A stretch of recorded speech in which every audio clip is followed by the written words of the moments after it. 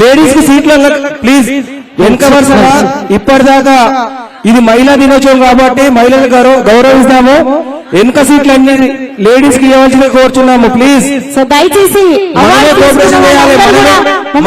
వెనకకు వచ్చి కూర్చోవాలండి ప్లీజ్. దయచేసి అందరు కూడా ప్లీజ్ అన్న మనమే కోఆపరేషన్ చేయాలి కాబట్టి వెనుక సీట్లన్నీ కాల్ చేస్తే లేడీస్ కూర్చుంటారు. సో కొంచెం మా మహిళలకు కొంచెం సీట్లు ఇవ్వాల్సింది కోరుకుంటున్నాం అన్న ప్లీజ్. దయచేసి కొంచెం అందరూ వెనక్కి జరగాలి జరంతా ప్లీజ్. దయచేసి అవార్డు తీసుకున్న మా మహిళలందరూ కూడా వచ్చి వెనక కూర్చోవాలి.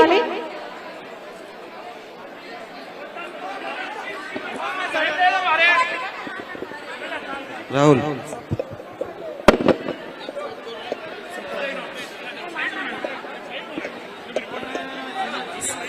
మాజీ మంత్రివర్యులు నర్సాపూర్ శాసనసభ్యులు మన సునీత లక్ష్మారెడ్డి గారిని మరి ఒక 2 మాటలు మాట్లాడాల్సిందిగా కోరుకుంటున్నామండి. దయచేసి ముందర కొంచెం వేదిక క్లియర్ చేయాలండి ప్లీజ్. అన్న అందరు అర్థం చేసుకోవాలన్న ప్లీజ్. కొంచెం వేదిక క్లియర్ చేయాలి మీరు. అందరికీ నమస్కారం.